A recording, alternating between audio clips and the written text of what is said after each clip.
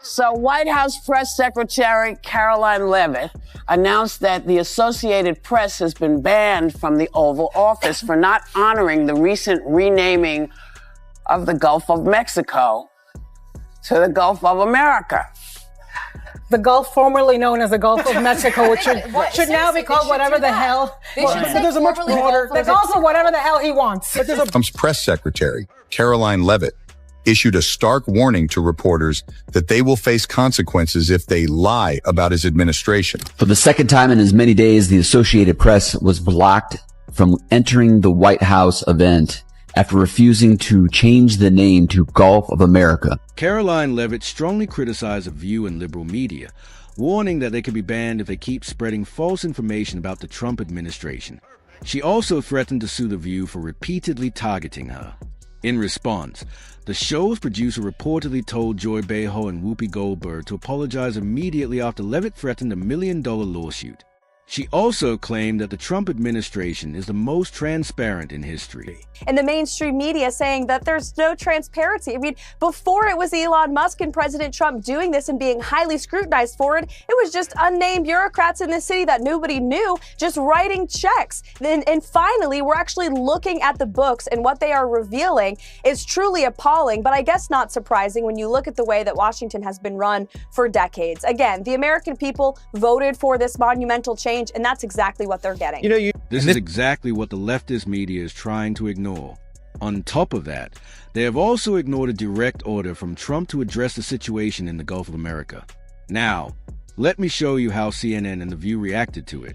Just have a little symbol called the Gulf formerly known as the Gulf of Mexico, which should now be called whatever the hell. But there's a much broader... The Gulf of whatever the hell he wants. But there's a much broader danger. Today it's the Gulf of Mexico, or the Gulf of America. Tomorrow, what is it? The president says there's only two genders in this world. We all know transgender people. What happens when the AP reports on transgender Americans? What happens when CNN or ABC or the New York Times? This is hilarious. Have you seen how desperately they are pushing their agenda, trying to connect the dots? Just watch how The View tried to explain it after the ban. The White House Correspondents Association released a statement, and it said the White House cannot dictate how news organizations report the news, nor should it penalize working journalists because it is unhappy with their editors' decisions. And the AP is signaling legal action, calling this a violation of their First Amendment rights. Now, and the reason I got to read that is because I said, it's so funny. I haven't seen it reported anywhere else. I haven't seen that piece of information anywhere else. What, that it's illegal? That the AP said, that they said, listen, we're not standing for this. Right. Yeah. That's a huge, and because I was saying to Robin, I said, they all need to get together and push back. You can't do it one at a time. She said, no, and then she gave me that piece of information. So are they right? Yes, they are. I mean, we do have the Constitution still, at least in the United States. And, I think the First Amendment is the First Amendment because it's one of the most important amendments, right? And it's freedom of speech. Oh, really? I honestly wonder how Sunny Hostin ever became a lawyer or won a case. Here's the thing. The president has a right to decide whom to meet with and whom not to. This has nothing to do with the First Amendment. And even if it did, why did the previous administration refuse to answer questions? Where were you back then? If Trump signs an executive order, every American should follow it. And the press is the direct check for the government overreach. It's the direct check. It's the press reports to the American people the facts of what is really happening. And so I think there's no question that the AP should defend its constitutional rights. And what the Trump can, I guess, certainly bar people from the Oval Office, but what they cannot do is tell people what they can say. They cannot do it. And one last thing, the AP style guide is many newsrooms across the country follow the AP style guide. And it was published on January 23rd of this year after the executive order. And what it said was renaming the Gulf of Mexico is one thing, But Trump's order only carries authority within the United States, and other countries do not have to recognize the change. And so they're reporting it accurately. So We don't need more liberal mainstream media spreading fake news. We already have enough of that. What we need are just a few who can report the truth, no matter what. And when I say a few, I mean this. You showed some receipts today, like they didn't believe these things existed. If you show these people in the press room, this is $2.5 million for cow flatulence reduction. Do any of these reporters make a case for $2.5 million for cow flatulence reduction in Brazil?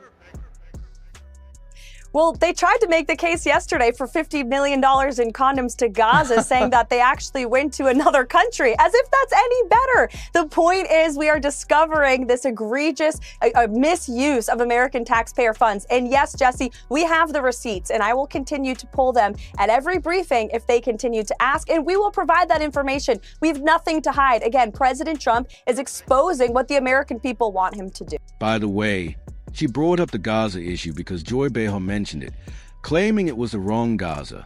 But the only thing Joy missed was that they actually admitted their fraud in public.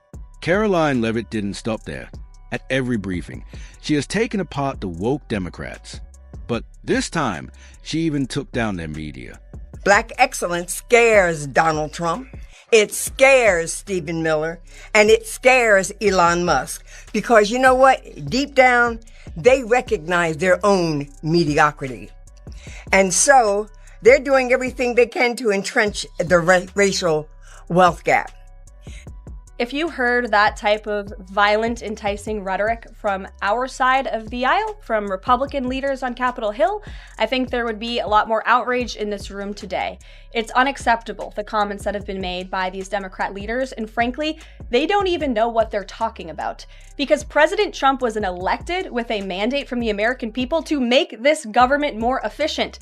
He campaigned across this country with Elon Musk, vowing that Elon was going to head up the Department of Government Efficiency, and the two of them, with a great team around them, were going to look at the receipts of this federal government and ensure it's accountable to American taxpayers. That's all that is happening here, and for Democrat officials to incite violence and encourage Americans to take to the streets is incredibly alarming, and they should be held accountable for that rhetoric. And I'll say it again.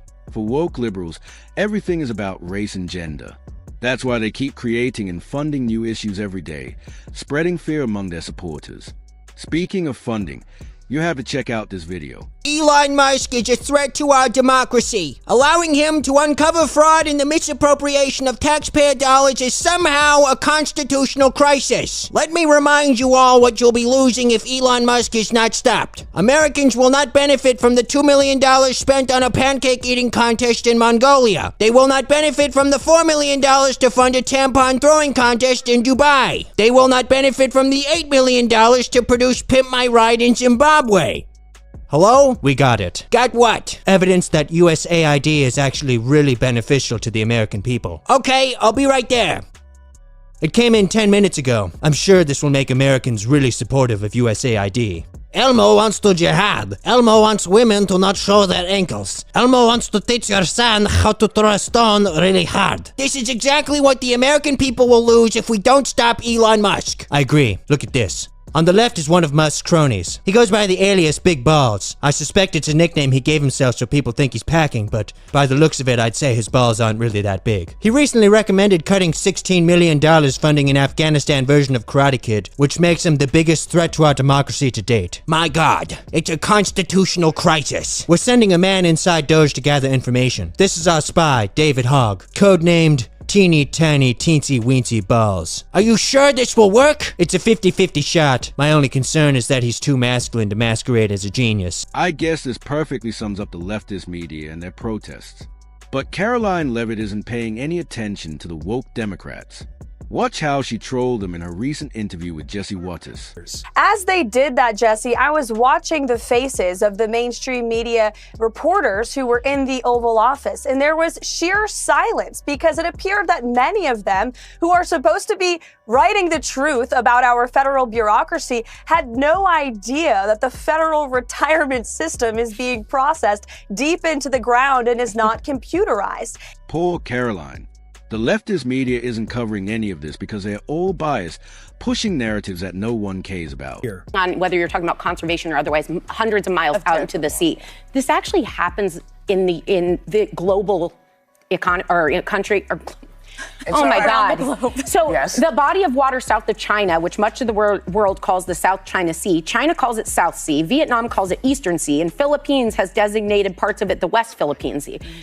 So it happens. I needed to know that because I was like, why would you wide swath it? And Google and GPS things will call it Gulf of America only in this country. So then if you search it outside, so it's like, it's a little more complicated. It's a dumb thing to hang your hat on. Why does she care about it when the prices are going up on eggs?